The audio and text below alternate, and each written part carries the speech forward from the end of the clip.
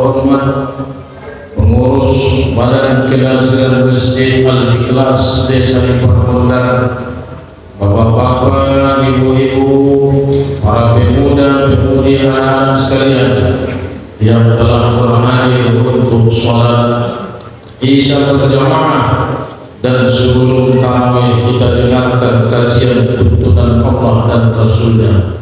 Insyaallah malam ini kita akan kaji ayat 35 sampai ke 44. A'udzubillahi minasyaitonir rajim. Hadza yawmu la yantiqun wa la yunzaru lahum faya'tazirun. Inilah hari yang mereka tidak dapat berbicara dan tidak diizinkan kepada mereka mengemukakan alasan sehingga mereka dapat dimaafkan. Celakalah pada hari itu bagi mereka yang mendustakan kebenaran. Dalam ayat ini Bapak Ibu sekalian, Allah menggambarkan begitu hebatnya peristiwa di akhir. Kita semua akan disidang satu-satu. Di dunia kita bisa membuat alasan demi alasan. Kenapa tidak datang sholat? Masih terlalu mudah untuk beribadah. Kenapa tidak datang sholat? Banyak masalah, nggak sempat aku beribadah. Itu di dunia. Karena waktu di dunia banyak alasan-alasan kita. Misal di zaman Rasulullah, dia dikenal dengan bapak yang sangat bijaksana. Bahasa Arabnya Abdul Hakam. Setiap persoalan di tanah Makkah akan dihadapkan kepadanya, dia akan putuskan seadil-adilnya sehingga namanya naik, dia disanjung dan dipuji orang. Tapi begitu Muhammad seorang yatim piatu terpilih menjadi nabi dan rasul, dia menjadi orang pertama yang menentang dakwah itu, diberi nama gelar Abu Jahal. Bukan orang bodoh, persoalan di Makkah dia yang putuskan. Ada lagi seseorang yang sangat besar pengaruhnya di kalangan suku Quraisy, dan dia dikenal nama dengan Abdul Uzza bin Abdul Muttalib. Hanya pada persoalan dari pihak keluarganya sendiri, istilah irian, ibarisan nikahan dunia tidak bangunan luarnya. Justru Muhammad seorang yatim piatu yang disanjung dengan gelar Al-Amin, orang yang dipercaya, maka dia pun mulai memberontak, orang pertama yang menentang kerasulannya, maka diberi nama dengan Abu Lahab. Manusia itu berpecah setelah datang ilmu kebenaran. Semakin tinggi pendidikan, semakin tinggi sekolahnya, semakin hebat dia menantang agama Allah ini. Abu Jahal. Kalau Abu Lahab ditanya, kenapa kau benci kepada anak yatim ini? Bukankah dia adalah anak dari saudaramu? Apa jawab Abu Lahab? Dia terlalu banyak punya urusan di sini sehingga saya tidak kebagian. Jadi intinya hanya sentimen pribadi, bukan karena semata-mata Nabi Muhammad itu salah. Nanti di akhirat akan Allah hadapkan. Ngomonglah siapa yang ngomong. Apa kata Allah pada ayat berikutnya? Hadza yaumul fasli jama'nakum wal awwalin fa in kana lakum kaydun faqidun wa yawma idzin mukazzibin. Inilah hari keputusan. Pada hari ini kami mengumpulkan kamu dan orang-orang yang terdahulu. Jika kamu mempunyai tipu daya, maka lakukanlah tipu dayamu itu terhadapku, kata Allah. Celakalah pada hari itu bagi mereka yang mendustakan kebenaran. Jadi di hadapan Allah akan dikumpulkan kita dan orang-orang terdahulu sebelum kita akan disidang. Maka ketika ibadah itu berkaitan dengan orang dulu akan dihadapkan kepada kita. Misal kita beramal ibadah menurut adat istiadat dan tradisi nenek moyang kita dihadapkan di hadapan kita. Kalau ternyata ada istiadat itu menyalahi aturan, maka semua yang terlibat akan dijebloskan ke dalam neraka. Maka jangan mengada-ngada, jangan mengarang apalagi. Nanti di hadapan Allah yang pertama kali dihisab dari semua makhluk jin dan manusia, pertama kali dihitung amal ibadahnya kita umat Muhammad, bukan umat Nabi, bukan umat para nabi dan rasul sebelumnya, kita umat Muhammad. Dalam hadis riwayat Imam Muslim dikatakan Rasulullah bersabda, kita adalah umat terakhir di dunia, tetapi yang pertama kali dihisab pada hari kiamat. Jadi kita semua akan dihadapkan dengan Allah di sidang satu-satu. Belakangan umat para nabi dan rasul yang lain. Lalu di kalangan umat Muhammad ini siapa? Kita ini kan banyak, terdiri dari berbagai macam profesi dan pekerjaan. Yang pertama kali dihisab di kalangan umat Muhammad ini dalam hadis riwayat Muslim, Rasulullah mengatakan bahwa ada 3 golongan manusia yang pertama kali dihisab. Yang pertama, orang yang mati syahid, diingatkan akan nikmat Allah, tetapi ternyata berperang hanya untuk pujian, bukan ikhlas karena Allah. Jadi orang yang gugur di medan peperangan disiap, bukan orang yang mati di peperangan langsung masuk surga masih disiap. Ini nomor 1. Ternyata pahakul lagi berperangina mereka pedulinya dia mau maju melawan kuiwas, nangir peperangan Israel di Palestina, ngirian di peperangan balas, iporang ilan dari dunia. Dan apa nama ulun beli uang sihat kemana pun itu tujuannya kan? Karena pada bunuh diri atau apalagi disuruh berperang apa berapa surga kan? Indahnya masuk surga masuk neraka. Karena niatnya adalah lari dari tanggung jawab mengurus rumah tangga. Ada sebagian dia mungkin sudah sulit hidup di tengah masyarakat, caci makian, hinaan, celaan bertubi-tubi. Dia seorang tokoh agama, paham agama, lalu berangkat jihad, padahal dia hanya terpeduli dalam kampung BSW, marporang mau berkeliling.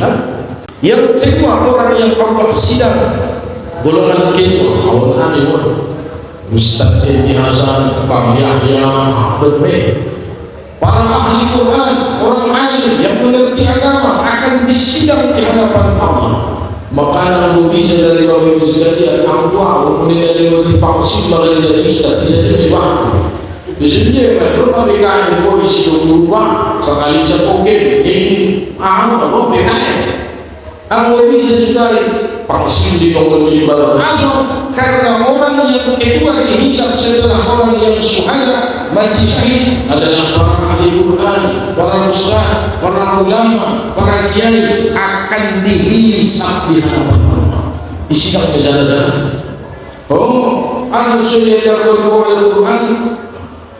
Kalau ingin popularitas di dunia sudah Allah berikan, ingin uang sudah Allah berikan, dunia niatnya sudah Allah berikan, maka tidak layak mendapatkan surga, masuk neraka.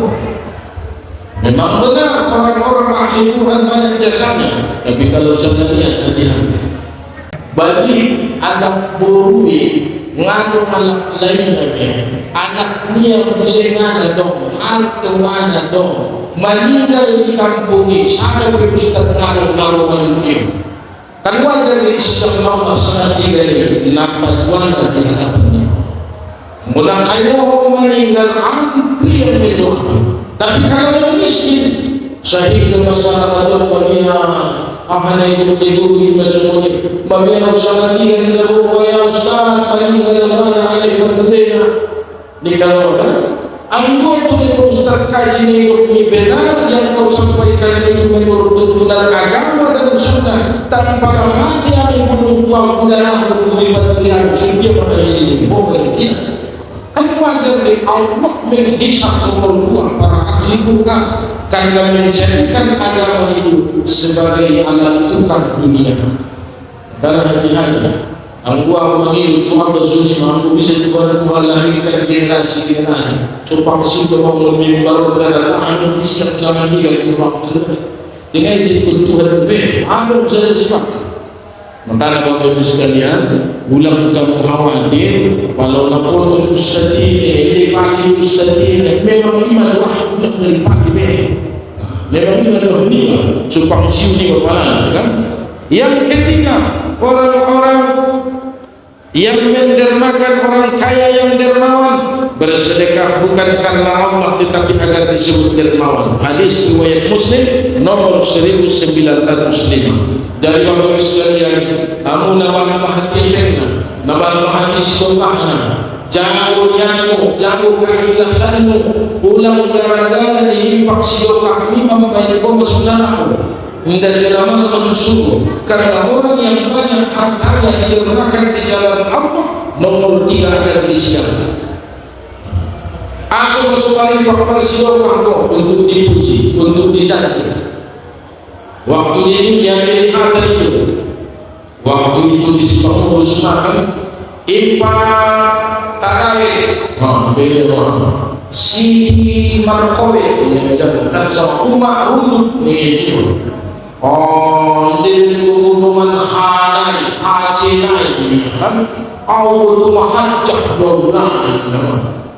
Besar di kampung-kampungan dalam perlu begitu. Din hubungan hajjah lagi 50 juta urusan anak buat ini. Logo pengurus pansore orang lain haji Umar Runduk nih namanya kan. Baik perlu nak buat ini. Jadi itulah kita harus menjaga keikhlasan. Maka apa kata Allah dalam surah Al-Baqarah? Wa ma umiru illa liya'budullaha mukhlishina lahu-d-din. Pada negeri persihan kau perhidupkan hiduplah di semua tidak beribadah. Pada negeri mengajar bertakwa mengajar Tuhan mengajar Tuhan kau menghafal Tuhan paling melihatmu ulang melihatnya dunia. Wa ma umiru illa liya'budullaha mukhlishina lahu. Bagi yang ingin mendermakan harta, berinfak, bersedekah, jaga keikhlasanmu, karena kelak di akhirat akan disidang orang-orang yang mendermakan hartanya. Dua, yang pertama dihisab umat Muhammad, yang kedua pertama dihisab dari kalangan umat Muhammad 3 golongan. Yang ketiga amal kita sudah lupakan. Selain alam nama syahid, selain ustaz, selain orang kaya, kita semua akan disidang. Apa yang pertama Allah tanya? Dalam hadis riwayat Abu Dawud dan Tirmizi, Rasulullah bersabda, amalan yang pertama kali akan dihisab dari seorang hamba pada hari kiamat adalah solatnya. Awal ma yuhasibu bihi yaumil qiyamah as-salat. Solatnya yang akan ditanya. Allah tidak tanya berapa kali kau umrah, berapa kali kau haji. Allah tidak tanya berapa banyak infak sedekah. Yang Allah tanya bagaimana cara solatmu. Asalkan supaya kamu solat iftitah 2 rakaat sebelum tarawih. Mulai najolo semua ini bersulit al-ikhlas kalau ini kamu salah dengan alasan malu suka Tuhan. Hewan berbeda. Mungkin kan itu jelas. Tapi Allah mampu mencatat nama orang-orang terdahulu. Di semua ini BKM ini, maka tahu BKM kan? Semua ini pengurus, tak jawab pengurusan. Tapi apabila ada yang mencatat nama ulama-ulama, di semua ini juga ibadah Tuan Haji Muhammad Siddiq, hadirkan Tuan Haji Muhammad Siddiq. Udah dong mengatakan semua ini Tuhan langsung masyarakat disumpah melaksanakan surat-surat ringan Quran. Kalau kan mencatat merusak nama baik ulama, maka Allah akan jerumuskan ke dalam neraka. Jadi tentulah mengkarang dia ngomong. Lebih baik kenapa tidak baik nama rezeki 20 tahun yang sudah diberikan lebih jelas daripada mencabut atau merusak nama para ulama dan tuan-tuan dunia. Bapak Ibu sekalian, kalau solat itu urusan dengan Allah. Lagi Bapak Ibu sekalian, solat menurut sunnah amal lakunya. Ngadu Ibrahim. Solat menurut tuntunan agama ahmaru kina jalan lain. Jadi kita harus beramal ibadah menurut ilmu dan agama, terserah. Kalau berbeda pendapat selama ada dalil itu silakan. Tapi kalau berbeda pendapat tanpa dalil, kita akan celaka di hadapan Allah. Berapa banyak pun amalku tidak akan dianggap baik. Tapi kalau sholat baik, walau biaman tidak nabahat gabusku sadari salurin nabahat wala kitipu nabahat tu manusia injilku yang supaya menempat dari di sisi Allah mau dengan Faiza sulwa fasulwa sabilu amali. Apabila sholat yang tidak baik, maka dianggap baik semua ibadah yang lain. Anda tanya, tapi sebaliknya apabila sholat terasa-terasa, maka semua ibadahmu yang lain akan dianggap rusak keseluruhan. Maka Allah sekalian, kalau kita selalu melakukan sholat kita menurut sunnah, ulang menurut kalam, ulang menurut syiar, ulang menurut sekte, ulang menurut organisasi yang